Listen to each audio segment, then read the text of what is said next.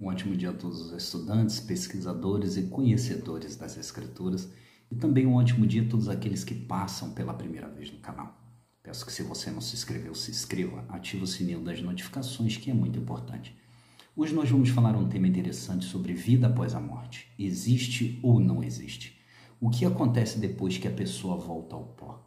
Foi determinado para Adão que ele deveria comer do suor do rosto dele até o dia que ele fosse tomado novamente à terra, porque era pó e ao pó ele volta. Mas o que acontece depois do homem voltar ao pó? O que as Escrituras falam a respeito disso?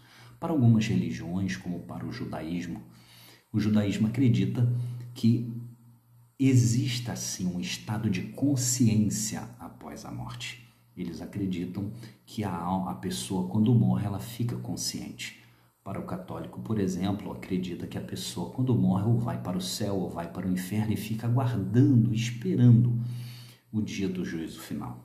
Já para o evangélico acredita que a pessoa fica inconsciente, sim, esperando o ressoar da trombeta, quando os mortos vão acordar para poder estar nos ares com o Senhor.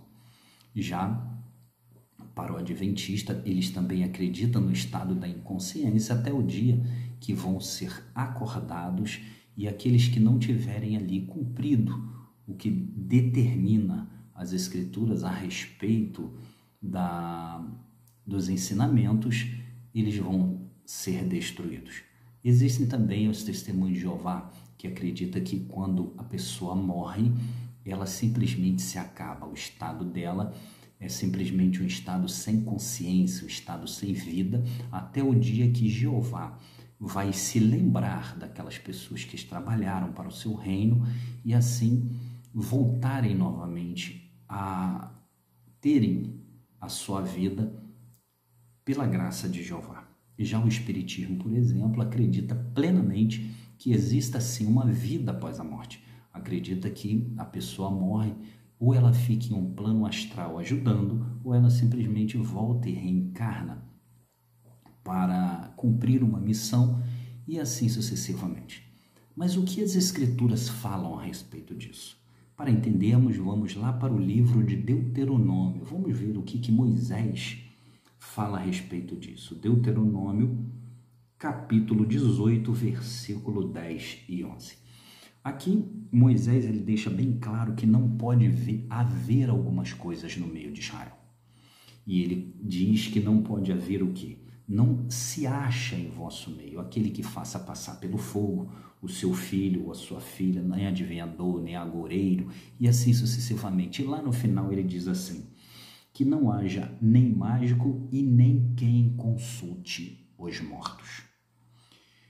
Obviamente, se Moisés deixa claro que é para não haver no meio do povo aquele que consulta os mortos, é porque existe uma possibilidade desta consulta.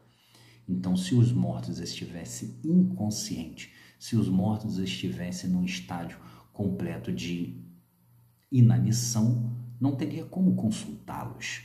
Mas ele deixa bem claro, não achem em vosso meio aqueles que consultem os mortos. Então existe uma possibilidade disso acontecer.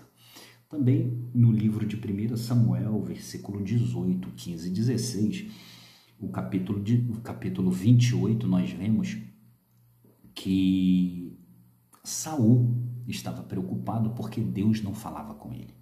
Ele ia ter aquela guerra e Deus não alertava ele nem por profeta, nem por sonhos. Ele chamou quem? Ele foi atrás de uma feiticeira, a feiticeira de Endor. E aquela feiticeira falou, a quem te farei subir? E quando ele disse, resumindo a história, o que aconteceu no versículo 15 e 16 do capítulo 28? Diz assim, Samuel disse a Saul, por que me inquietaste fazendo-me subir? Então, quem falou ali foi Samuel. E no versículo 16, mais uma vez, então disse Samuel, por que, pois, me perguntas a mim, visto que o Senhor te tem desamparado e se tem feito o teu inimigo? Algumas pessoas dizem assim, mas quem estava ali, quem se passa por mortos são espíritos malignos, são espíritos enganadores. Não existe base bíblica para falar sobre isso. Existem pensamentos e filosofias que falam sobre isso. Não existe um fundamento nem no Antigo Testamento e nem no Novo Testamento que prove que são espíritos malignos que falam ser pessoas que já morreram. Existem sim pensamentos filosóficos da religião. A religião tal, por não acreditar que os mortos têm a possibilidade de consulta, eles falam que são espíritos malignos.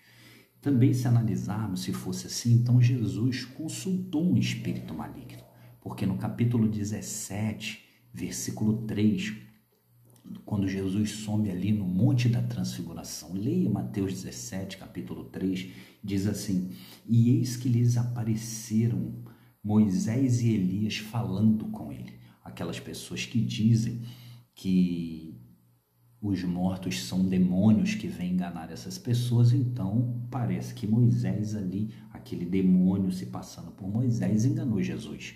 Porque a Bíblia fala bem clara que Moisés, que morreu, apareceu ali no monte falando com Jesus.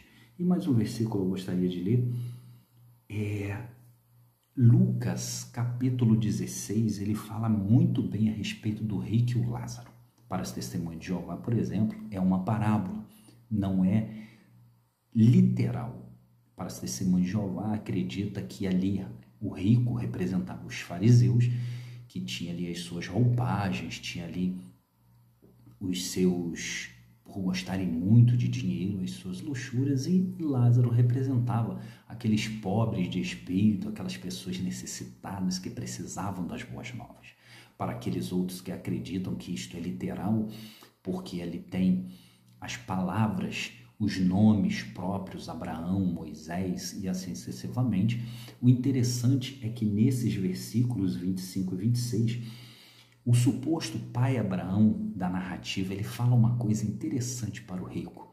Quando o rico pede para que Lázaro molhe o dedo na água e na ponta da sua língua, ele simplesmente, depois daquelas conversas, pai Abraão fala assim para ele: olha só, existe um grande abismo entre nós e vós, de sorte que os que estão aqui não podem passar para aí e nem os de lá passar para cá. Qual é esse outro lá? Existe um terceiro lugar? Para os católicos, sim, que é o purgatório. Aquelas pessoas, para os católicos, que morreram, que não foram direto para o céu ou não foram direto para o inferno, eles foram para este purgatório, o que é confirmado um terceiro lugar na narrativa de Lucas pela Almeida Corrigida Fiel.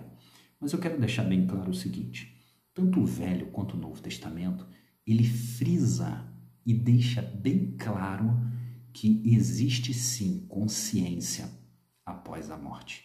Existe sim a possibilidade de consulta dos mortos. Moisés deixou bem claro que é um pecado de abominação quem faz essas coisas. Moisés deixou bem claro que não é para fazer isso, não é para existir, ter no vosso meio pessoas que consultem os mortos. Mas existe essa possibilidade. E o livro de Samuel, 1 Samuel, capítulo 28, também falou certamente ali que quem falou? Samuel falou com Saul. E mais uma vez eu friso, para aqueles que dizem que são espíritos de demônios que enganam as pessoas, então Jesus foi enganado no Monte da Transfiguração. Nós vamos, num outro vídeo, falar a respeito das problemáticas do rico e do Lázaro. Será que realmente ter dinheiro, será que realmente a riqueza é proibido? Será que as pessoas que ganham dinheiro agora não têm direito a ser salvo? Porque pela narrativa, o pai Abraão diz ali: recebestes o bem, somente o bem em sua vida. Dá a entender que ele estava lá porque recebeu o bem. Mas nós vamos falar isso em outra narrativa.